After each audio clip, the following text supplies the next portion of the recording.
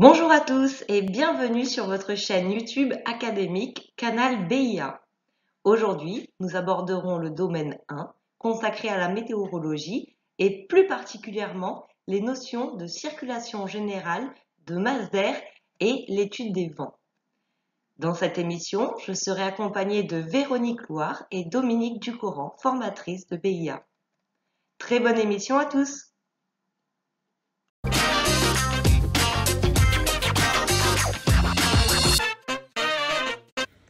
Cette émission sur les vents sera découpée en 4 parties. Première partie, le vent, avec sa définition, mesure, étude de carte WITEM. Deuxième partie, l'origine du vent et les masses d'air, les vents locaux et enfin les courants de jet. La définition du vent est: le vent représente la composante horizontale du déplacement d'une masse d'air par rapport au sol. En météorologie, on a pris l'habitude de donner la direction d'où vient le vent, qu'on appelle le sens, et non pas celle où il va. La raison provient du fait que le type de temps est toujours associé aux caractéristiques de la masse d'air qui arrive sur nous. La direction du vent, elle va être mesurée à l'aide d'une girouette, comme le schéma ici présent. La girouette va s'orienter et la flèche, la pique qu'il y a au bout de la girouette, va nous indiquer la direction d'où vient le vent. Pour connaître la vitesse du vent, on utilise un anémomètre. Cette vitesse s'exprime en nœuds, en anglais knot, de symbole kt. Il faut savoir qu'un nœud est égal à 0,5 mètres par seconde. Sur un aérodrome, on trouve les manches à air. Une manche à air donne une estimation de la vitesse du vent et sa direction. Chaque bande rouge ou blanche indique 5 nœuds de vent.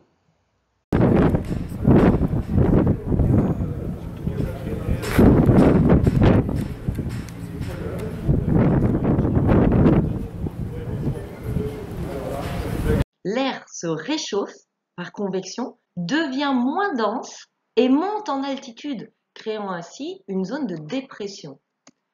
L'air en altitude refroidit, la masse d'air plus froide redescend au sol et exerce de plus en plus de pression et forme les anticyclones. La différence de pression entre les zones d'anticyclone et de dépression est à l'origine des vents dominants. Cette diapositive présente une carte de prévision WITEM, c'est-à-dire vent et température. Regardons d'abord le cartouche. Cette carte est éditée par Météo France pour une date et une heure donnée. Ici, le 4 février 2021, 12h UTC, surligné en jaune. Elle est éditée également à un niveau de vol donné, surligné en rouge ici sur le cartouche, où est indiqué 0,20, soit une altitude de 2000 pieds pour une pression de 950 hectopascales. Comme nous allons le voir, le sens du vent et sa vitesse sont indiqués par des flèches agrémentées de barbules et de flammes. Au-dessus, il y a un chiffre qui représente la température. Si le signe est positif, donc comme sur l'exemple plus 15, cela sous-entend que la température est positive et on aura une température de 15 degrés Celsius. En revanche, s'il n'y a pas de signe devant l'indication de la température, comme pour 30, il faut comprendre que c'est moins 30 degrés Celsius. Pour réussir à interpréter ces cartes, il faut comprendre les symboles qui nous indiquent la vitesse du vent. Voici les 4 symboles que vous pouvez trouver, avec dans un premier temps le vent calme, indiqué par 2 cercles, le vent de 5 nœuds, indiqué par un petit trait, le vent de 10 nœuds, indiqué par un trait plus grand, et enfin un triangle qui va nous indiquer 50 nœuds. Mais tous ces symboles peuvent s'additionner. Ici, par exemple, on voit bien un triangle, un grand trait, un petit trait, autrement dit 50 plus 10 plus 5 nœuds. Nous avons ici un vent de 65 nœuds. En ce qui concerne la direction du vent, il faut savoir qu'on nous indique systématiquement d'où il vient. Dans un premier temps, il faut avoir en tête le cercle trigonométrique repérant les 4 axes avec le nord, l'est, le sud, l'ouest. Autrement dit, notre cercle qui fait 360 degrés, on a les indications de 90, 180, 270 et 360 degrés. Ensuite va apparaître votre flèche. Cette flèche avec les indications qu'on a vues tout à l'heure. Ici, on a bien la vitesse du vent avec 50 plus 10 plus 5, donc on a nos 65 nœuds. Mais la flèche est orientée vers un angle. Cet angle nous indique d'où vient le vent. Ici, on a donc un vent nord-ouest d'environ 315 degrés et qui a une vitesse de 65 nœuds. Essayons de déterminer la vitesse et le sens du vent dans la zone considérée. Ici, il y a deux grands traits et un petit trait. Le grand trait, c'est 10 nœuds, le petit 5, donc 10 plus 10 plus 5, nous avons un vent d'une vitesse de 25 nœuds. Concernant la direction, il faut se référer à la rose des vents. La direction du vent vient du 310 degrés, soit un vent du nord-nord-ouest. Donc le vent qui vient du nord-nord-ouest a une vitesse de 25 nœuds et une température positive de 4 degrés Celsius. Pour terminer sur l'étude des cartes WinTem, vous avez sous les yeux deux cartes à deux niveaux de vol encore différents de la précédente. Ici, à gauche, le niveau de vol 0,50, soit environ 5000 pieds, et à droite, le niveau de vol 100, soit environ 10 000 pieds. Par exemple, si on regarde au niveau de l'Espagne et de la Méditerranée, on constate qu'en altitude, la vitesse du vent augmente et peut changer de direction. L'écoulement de l'air dans les basses couches de l'atmosphère est freiné par le contact avec le sol. Abordons maintenant l'étude des masses d'air pour mieux comprendre l'origine des vents. Une masse d'air est une zone de l'atmosphère où les conditions de température, de pression et d'humidité sont assez homogènes sur de vastes zones géographiques. Elles s'étendent sur plusieurs milliers de kilomètres et sur plusieurs kilomètres de haut. Une masse d'air se crée par stagnation, c'est-à-dire qu'elle doit rester suffisamment longtemps dans un lieu donné pour en prendre les caractéristiques locales comme la température ou l'humidité. Les masses d'air naissent dans différentes régions du globe, ce qui leur confère des caractéristiques particulières qui évoluent au gré de leur déplacement. Ainsi, les masses d'air formées en zone polaire sont plutôt froides, celles formées en région tropicale sont chaudes, en région continentale sont sèches et en région maritime sont humides. On va maintenant caractériser les masses d'air. Comme premier paramètre, on va prendre la température. Alors, le rayonnement solaire reçu par la Terre varie avec la latitude en raison de l'inclinaison des rayons par rapport au sol, en un point de la surface de la Terre donnée. On voit ici que l'éclairement au pôle Nord est beaucoup plus faible que l'éclairement au pôle Sud, parce que le même éclairement est réparti sur une surface plus grande au pôle Nord qu'au pôle Sud. Pour la même raison, le rayonnement reçu du Soleil varie aussi en fonction de la saison. Alors, si on va de manière plus détaillée, on peut caractériser les masses d'air en 4 grandes catégories, du nord à l'équateur. Au pôle Nord, on aura la masse d'air arctique, c'est la plus froide, car c'est là que l'éclairement est le plus faible, il fait le plus froid. Ensuite, on aura la masse d'air polaire, puis en descendant, la masse d'air tropicale, et enfin, la masse d'air la plus chaude, qu'on appelle la masse d'air équatoriale. Donc, c'est bien le réchauffement inégal de la surface terrestre qui a pour conséquence la formation de ces 4 masses d'air en fonction de la latitude, comme c'est indiqué sur le petit schéma en bas à droite. Un autre paramètre pour caractériser les masses d'air est l'humidité.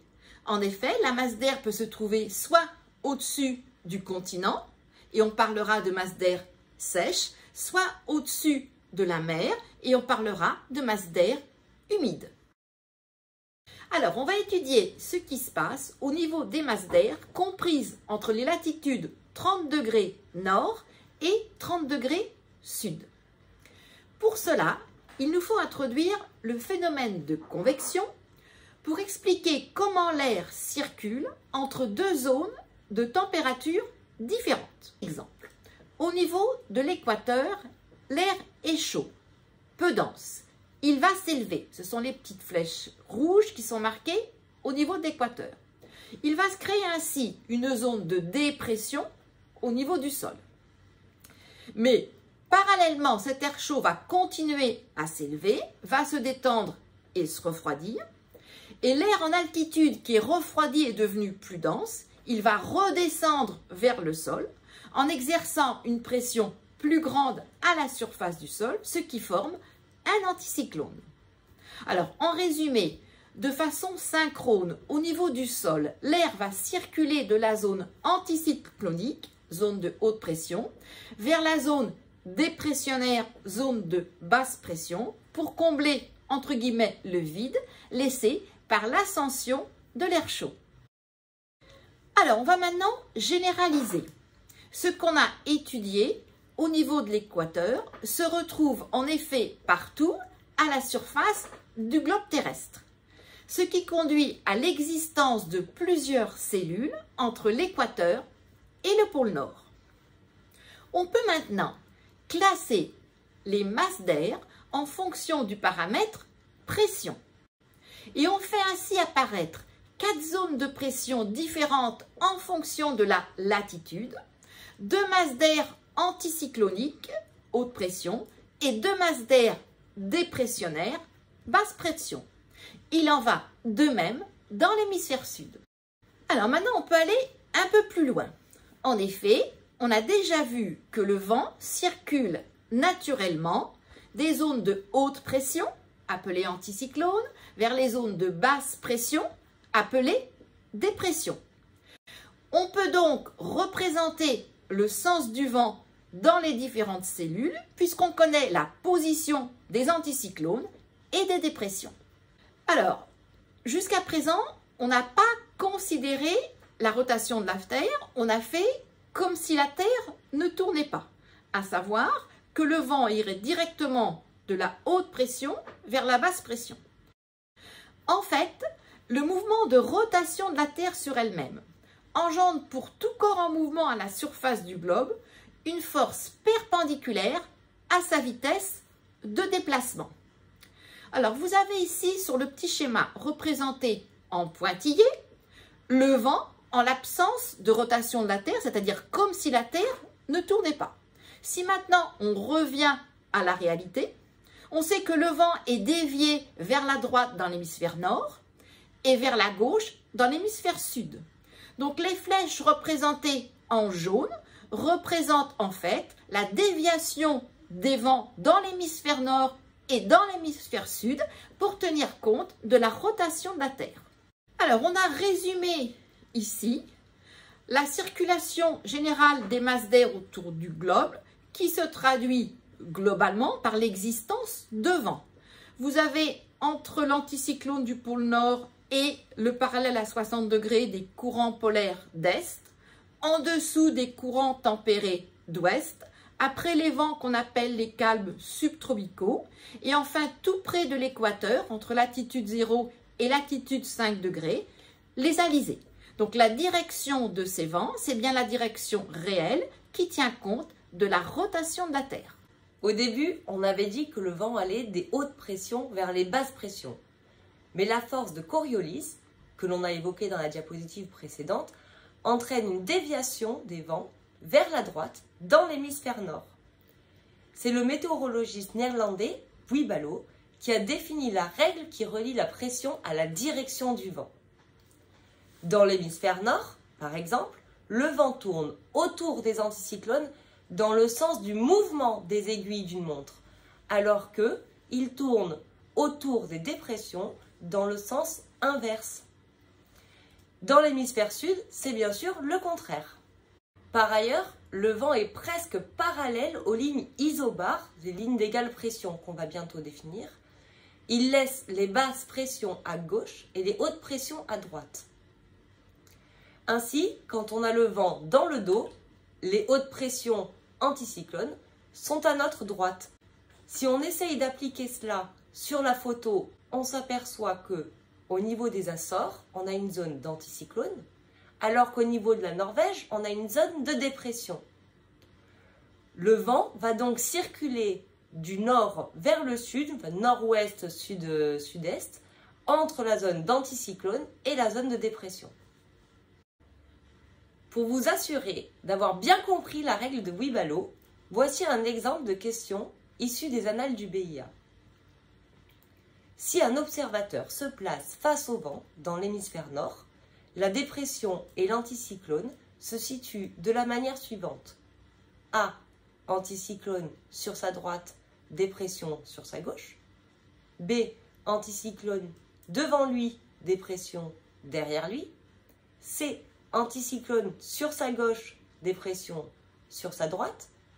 Ou D. Anticyclone derrière lui, dépression devant lui. La bonne réponse est la réponse C. Anticyclone sur sa gauche et dépression sur sa droite. Nous avons l'observateur qui se place face au vent. La direction du vent est donc représentée par cette flèche.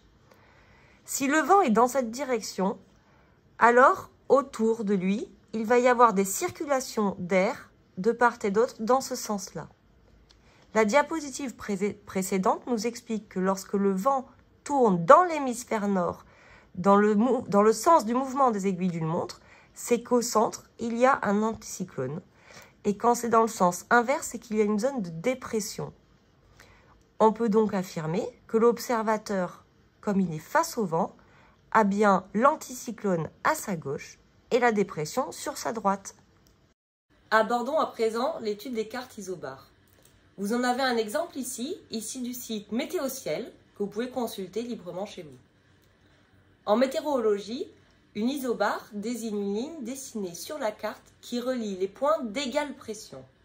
Ces lignes permettent d'identifier les zones dépressionnaires ou anticycloniques. La variation de pression entre chaque ligne est identique. Sur cette carte, par exemple, entre chaque ligne, il y a 1 hectopascal. Étudions plus en détail les cartes isobars. Sur cette carte, on voit un anticyclone qui est caractérisé par des courbes isobars supérieures à 1015 hectopascal avec une pression maximale en son centre. La pression maximale ici est de 1030 hectopascal et plus on s'éloigne de l'anticyclone, plus elle décroît. A l'inverse, sur une carte avec une dépression, on voit que la dépression est caractérisée par des courbes isobars inférieures à 1015 hectopascal avec une pression minimale en son centre.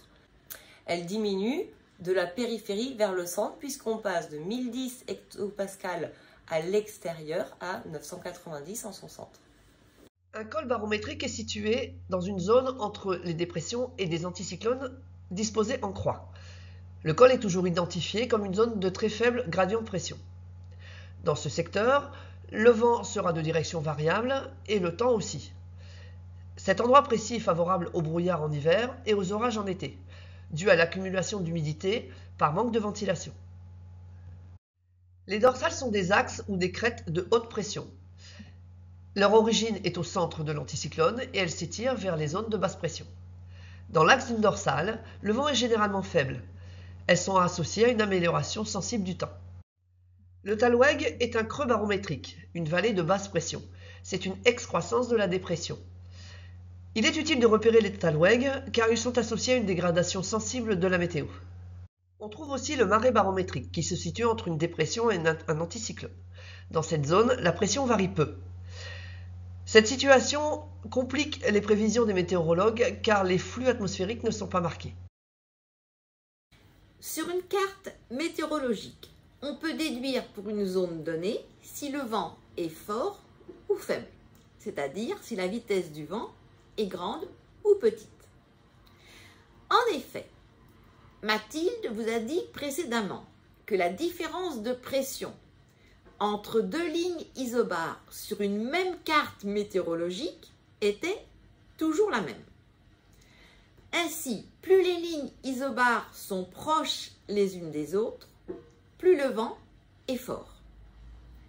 Par exemple, sur la carte représentée dans cette diapositive, vous observez que dans la zone située en Espagne, les lignes isobars sont éloignées.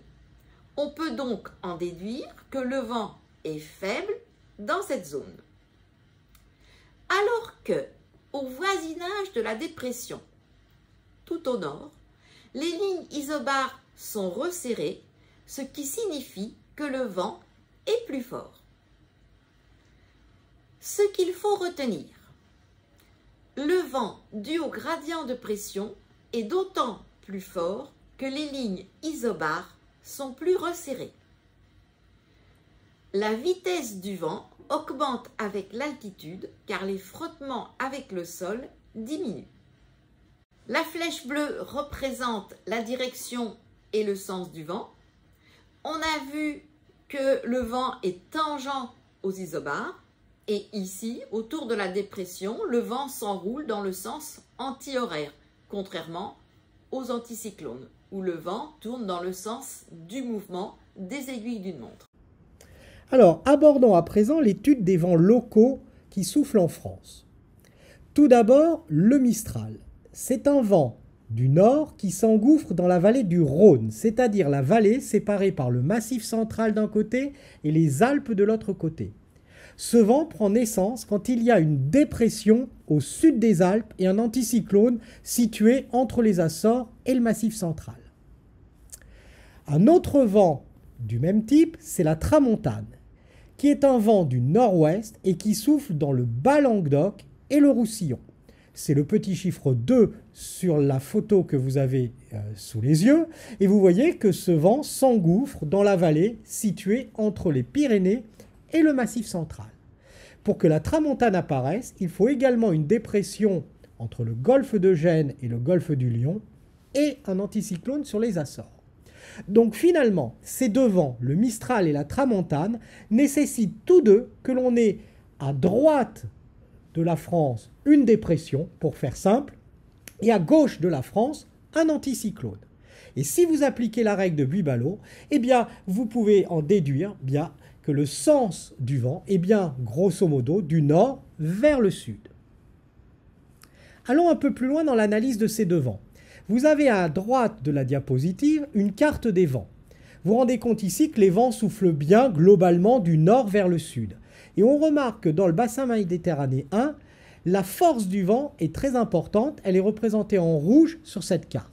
Essayons de comprendre pourquoi le vent a forci quand il a traversé finalement la France et qu'il s'est engouffré dans les deux vallées dont nous avons parlé précédemment. Eh bien, ceci est dû à ce que l'on appelle l'effet Venturi. En effet, la vallée du Rhône, par exemple, représente un rétrécissement dans lequel le vent va devoir s'engouffrer. Et l'effet Venturi nous précise que lorsque la section de l'écoulement rétrécit, eh bien la vitesse de cet écoulement va augmenter. On comprend donc que quand le vent va s'engouffrer dans les vallées, eh bien sa vitesse va augmenter. Il existe un troisième vent local qu'on appelle le vent d'Autan. C'est un vent du sud-est qui souffle en gros de Carcassonne à Toulouse et c'est aussi un vent violent. Tout simplement pour les mêmes raisons que celles que l'on a évoquées précédemment à cause de l'effet Venturi. En effet, ce vent d'Autan va s'engouffrer depuis la Méditerranée dans la vallée qui sépare les Pyrénées du Massif central vers Toulouse. Alors, que faut-il pour que ce vent d'Autan apparaisse? Eh bien, vous voyez ici qu'il faut que l'anticyclone se trouve plutôt sur la droite et les dépressions sur la gauche, exactement l'inverse de ce que l'on a vu pour la tramontane et le Mistral. Et toujours par application de la règle de Buibalo, eh bien, dans cette configuration-là, le vent va souffler globalement du sud vers le nord. Alors, concernant les brises, ce sont des vents locaux qui apparaissent lorsque les vents dominants n'existent pas ou sont faibles. Les brises étant dues pour l'essentiel à des conditions thermiques de surface. Elles ne pourront s'établir que si les phénomènes de rayonnement peuvent jouer efficacement. Dans la journée, les sommets des montagnes et les pentes s'échauffent plus vite que dans la vallée. L'air chaud devient moins dense et monte. Pour combler le vide, entre guillemets, laissé par l'air chaud, l'air froid va venir de la vallée, monter sur les pentes jusqu'au sommet. C'est ce qu'on appelle la brise de pente montante qui va entraîner aussi une brise de vallée. La nuit, c'est exactement le phénomène inverse qui se produit. En effet, les sommets se refroidissent plus vite que la vallée. On parle alors de brise de pente descendante qui entraîne aussi une brise de vallée. La brise de mer est orientée de la mer vers la terre, car en journée, la variation de température de l'eau est plus faible et moins rapide que celle de la surface de la Terre sous l'effet du rayonnement solaire. La surface de la Terre se réchauffe et augmente la température de l'air au contact du sol. Celui-ci s'élève en faisant apparaître une dépression qui attire l'air froid situé au-dessus de la mer. C'est la brise de mer. La brise de terre, quant à elle, est orientée de la terre vers la mer, car dans la nuit, la masse d'air au contact du sol se refroidit plus rapidement que celle au contact de la mer, et donc le phénomène inverse se produit. C'est la brise de terre. Pour terminer les vents locaux, on va parler de l'onde orographique. Lorsqu'une masse d'air est poussée perpendiculairement par le vent vers un relief, plusieurs phénomènes peuvent apparaître.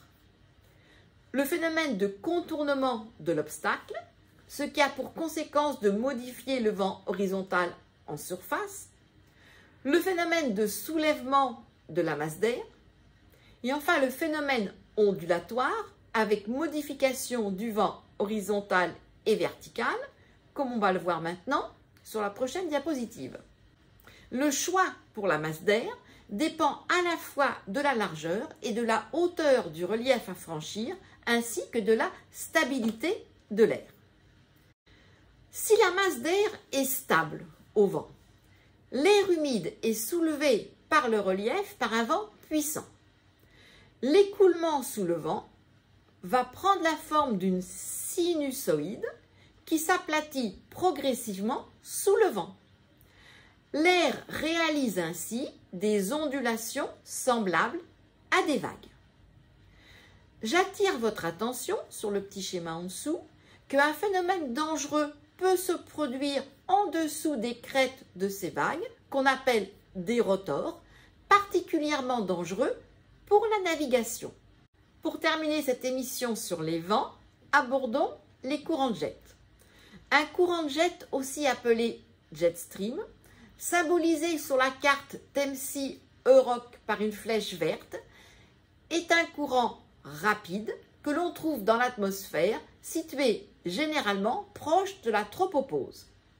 Les courants de jet ont plusieurs milliers de kilomètres de longueur, quelques centaines de large et seulement quelques kilomètres d'épaisseur. La formation de ces courants de jet résulte de la rotation de la Terre et du réchauffement inégal de l'atmosphère terrestre. Alors j'ai fait ici un zoom sur la carte Thamesie Europe pour mieux visualiser les courants de jet, symbolisés par la flèche verte. Première indication, le sens de ces courants de jet, de l'ouest vers l'est. Deux autres indications apparaissent. Le niveau de vol auquel se trouvent ces courants de jet, FL 320 et FL 260 pour celui au-dessus, et la vitesse de ces courants de jet. Ici, vous avez deux triangles verts. Chaque triangle correspond à 50 nœuds, soit en tout une vitesse de 100 nœuds, donc des vents puissants. Alors, quel peut être l'avantage de ces courants de jet pour un vol commercial? Si vous allez de l'Angleterre au nord-est, on comprend l'intérêt pour l'avion de voler à ces vitesses où se trouvent les courants de jet pour avoir une vitesse par rapport au sol qui est plus grande et consommer moins de carburant. À l'opposé, si vous allez du nord-est de l'Europe vers l'Angleterre, ce n'est pas avantageux pour ce vol commercial de se trouver dans ces courants de jet parce que le courant de face sera trop grand et il consommera plus de carburant.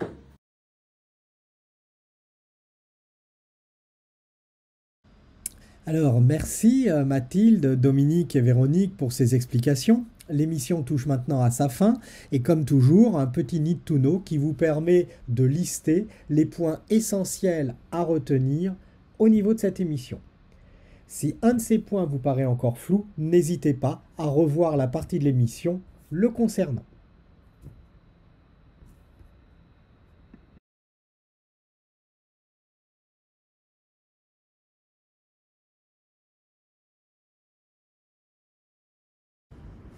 L'appareil servant à mesurer la vitesse du vent au sol s'appelle A. une girouette, B. une rose des vents, C. un baromètre, D. un anémomètre. La bonne réponse est la D. En effet, la girouette indique la direction du vent. Une rose des vents est un objet conceptuel qui mesure des angles et un baromètre mesure une pression. On a regroupé ces deux questions parce qu'elles s'intéressent toutes les deux à la direction d'où vient le vent et à la vitesse du vent associée. Je vous laisse lire ces deux questions. Pour y répondre, on a besoin de dessiner une rose des caps. Alors, en ce qui concerne le vent du 0,90-20, cela signifie que le vent vient du 90 degrés, c'est-à-dire de l'est, et que sa vitesse est de 20 nœuds. En ce qui concerne le deuxième exemple, il s'agit d'un vent qui vient du 180 degrés, c'est-à-dire du sud, et dont la vitesse est 10 nœuds. Attention, la vitesse s'exprime en nœuds et non pas en kilomètres par heure. Les caractéristiques d'une masse d'air polaire continentale sont A. froide et humide, B. chaude et sèche, C. froide et sèche, D. chaude et humide. La bonne réponse est la C. En effet, masse d'air polaire renvoie à une masse d'air froide et continentale renvoie à une masse d'air sèche au-dessus de la Terre. Un anticyclone est un phénomène météorologique où l'on rencontre généralement A. du beau temps, B. des vents pouvant atteindre voire dépasser 180 km/h, C. des pressions très basses, D. des nuages épais accompagnés de fortes turbulences. La bonne réponse est la A. Comment l'expliquer? Rappelez-vous comment se forme un anticyclone qu'on a expliqué avec les cellules de Hadley autour du globe. C'est de l'air froid en altitude qui descend. De ce fait, sa pression augmente, l'air est comprimé et cette hausse de la pression atmosphérique va entraîner une baisse de l'humidité relative. En effet, s'il existait des nuages, il va y avoir évaporation et les nuages vont disparaître, d'où le beau temps. Sur une carte météorologique, des lignes isobares très rapprochées signifient qu'il règne A. un vent fort, B. un vent faible, C. un anticyclone, D. une très forte ascendance. La bonne réponse est la A. En effet, plus les lignes isobares sont rapprochées, plus le vent est fort. Une vaste région où la pression est inférieure à 1015 hectopascales et dont la pression minimale est située au centre s'appelle A. une dorsale, B. une dépression, C. un talweg, D. un anticyclone. La bonne réponse est la B, une dépression. Dans l'hémisphère nord, le phénomène météorologique représenté sur la figure ci-contre est A. un cyclone, B. un anticyclone, C. une tempête tropicale, D. une zone dépressionnaire. La bonne réponse est la B, un anticyclone. Vous voyez d'une part le sens du vent qui s'enroule dans le sens du mouvement des aiguilles d'une montre et d'autre part vous voyez l'air froid qui descend du sol pour augmenter la pression, c'est les flèches qui vont de haut en bas. Marée barométrique désigne une zone où la pression varie peu, une zone où un axe de basse pression, une zone où un axe de haute pression, une zone où le gradient de pression est très élevé. La bonne réponse est la A, une zone où la pression varie peu. Un avion vole dans l'hémisphère nord à basse altitude. Il se déplace d'une dépression vers un anticyclone. Le pilote constate que le vent A vient de la droite, B vient de la gauche, C augmente régulièrement, D vient de l'arrière. La bonne réponse est la A. Le pilote constate que le vent vient de la droite. En effet, il suffit d'appliquer la règle de Buy-Ballot. Dans l'hémisphère nord, on sait que le vent tourne dans le sens du mouvement des aiguilles d'une montre. C'est l'inverse pour la dépression. Dans cette situation, on peut donc représenter le vent par la flèche bleue. Le pilote constate que le vent vient de sa droite. Sur une carte de pression, une ligne qui joint les points d'égale pression est nommée A une isotherme, B une isocline, C une isophase, D une isobare. La bonne réponse est la D une isobare. Sur la carte de champ de pression ci-contre, la pression atmosphérique la plus élevée règne sur la ligne isobare, A numéro 1, B numéro 2, C numéro 3, D, numéro 4. La bonne réponse est la B, la numéro 2, qui correspond à un anticyclone. Les courbes fermées représentent A, les lignes d'égale température, B, les lignes d'égale pression, C, les lignes d'égale humidité, D, les lignes d'égal ensoleillement. La bonne réponse est la B.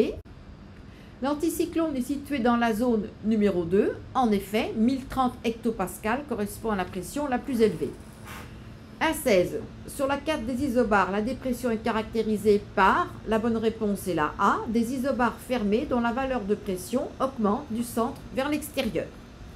1,17. Lorsque des isobars sont très serrés, la bonne réponse est la B, les vents sont de forte intensité.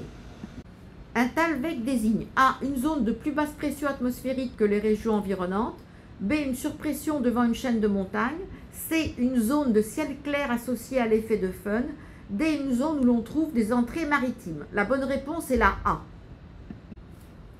Alors, ces trois questions portent sur l'origine des brises. La brise de mer est la plus forte, B, en milieu d'après-midi. La brise de terre, A, se lève le soir et se dirige vers la mer. La brise de pente montante se forme en région, D, montagneuse et de jour. Si vous avez du mal à comprendre l'origine de ces brises, allez revoir cette partie dans la vidéo. Ces trois questions portent sur les vents locaux en France. Le Mistral est un vent qui souffle globalement, A, du nord vers le sud. Sur la carte ci-dessous, la flèche représentant la circulation du vent d'autant est la A. La tramontane est un vent qui souffle du secteur nord-ouest entre les Pyrénées et le Massif central. Si vous avez du mal à vous repérer au niveau de la direction de ces vents, vous pouvez revenir sur la partie de la vidéo qui traite les vents locaux.